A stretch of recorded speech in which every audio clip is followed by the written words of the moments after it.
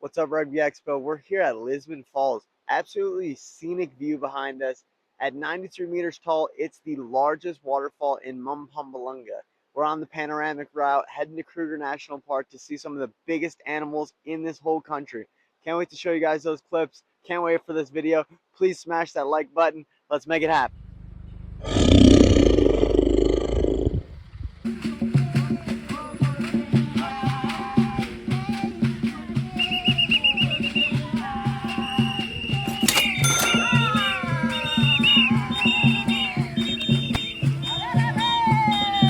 This is Burke's Luck Potholes. Here, I'm on my way to get the craziest shot for you guys. Honestly, it was a bit sketchy and the other tourists just seemed to be staring at us from far away. This unique place is named after the smooth circular shapes carved into the rock throughout the canyon. Scientists believe this was caused by the swirling of rocks in the riverbed to give it that unique shape. Next up, for all you religious lovers out there, this is none other than God's Window. It's a beautiful, most southern part of the Panoramic Route on our way to Kruger National Park, and the views were just amazing from the top. We also met some Americans, and then we went down all the way to see this beautiful view. Kind of breathtaking when you're up there, kind of surreal from that moment. This is Berlin Falls. We went down an authorized personnel-only path to walk across the top of the waterfall. Not going to lie, being a couple feet from an 80-meter sheer cliff is kind of terrifying. It was so beautiful though, we stayed for several hours and even watched the sunset.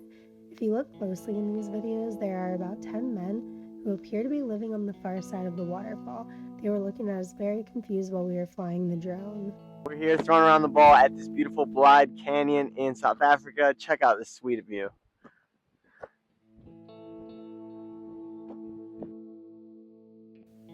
This view speaks for itself.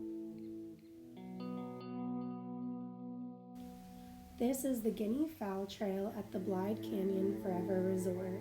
After not seeing much wildlife the first 75% of the trail, I was shocked when I saw something about 100 feet in front of me staring me in the eyes. I quickly realized it was a huge black baboon. Another one began to scream from inside a tree behind us. We were pretty much frozen for a few minutes, not knowing what to do, but we walked a little quicker after this encounter. There was an old lady who lived in a shoe. Never mind, it was just Jacob and Morgan, but we couldn't actually stay inside of the shoe. It was just a museum. And inside the museum, they had very intricate artwork. And we got to explore things, and inside there's a bed there. And what's up? We're here. We're at the shoe. We finally made it, and found out we're not actually in the shoe, but the shoe is like a museum. We went inside. We got some burgers inside of the shoe, so that shoe was cool. Either way, we're not in there, but we're gonna give a little house tour of our room here, and it's pretty sweet. It's decked out with this nice like rock coating outside, old school fireplace. Love to see it. Couch that's just my style.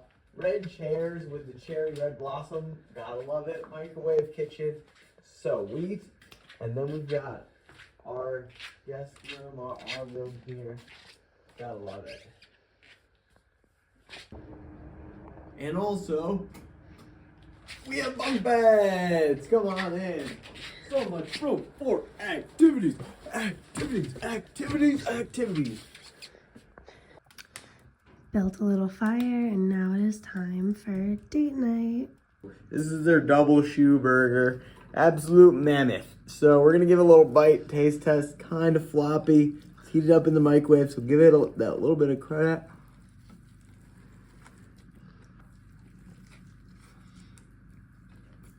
Okay, that's enough. Struggling. We're about a quarter way through the burger.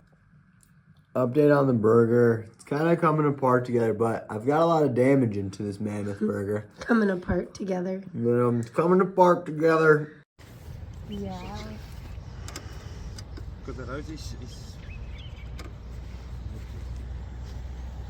There's big trucks coming at me like this, and I got over a little bit. The roads are really skinny, and something on the edge of the road popped my tire. So it was partially my fault, but also the big trucks take up the whole road, and then Nelsbrut came out of nowhere. It only cost us $50 US to get the tire fixed, and honestly, it was really quick. Shout out Dunlop Zone Hotsbrew. Okay, so this is the moment that's so intense, right? We're in Kruger National Park, and the one thing they say not to do is to go up to the elephants and rev your engine. And for some reason, this is exactly what that guy does. So he revs his engine, and obviously the elephant gets pissed. And then we have this like crazy standoff in the car. And you can see, once again, they rev the engine or they try to go past one of the two things, and the elephant gets even more mad. Crazy, surreal experience, and honestly, it was a little too sketchy.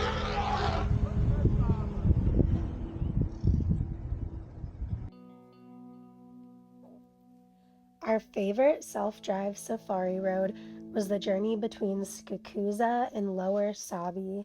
This road is about 30 miles, but took us about 3 hours each direction because of how slow we went trying to find animals. We saw a leopard, many elephants, giraffes, zebras, monkeys, hippos, and much more while exploring this road.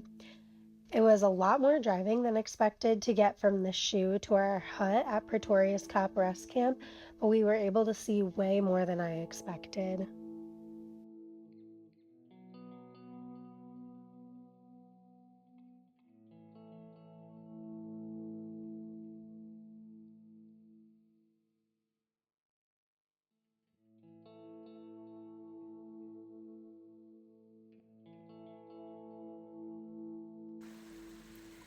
So RugbyExpo, made it to our stop.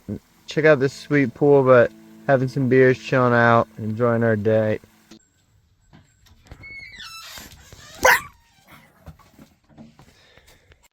You guys ever seen a fucking bug like this? Look at this fucking thing. Oh my god. I'm terrified. I'm absolutely terrified. Wow. Horizon. Crikey, lad. Absolutely crikey. That was a lion. No.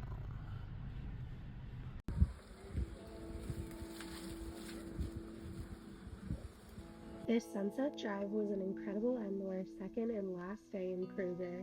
I think staying inside the park is a must. You can find rooms for as low as $30 US like ours.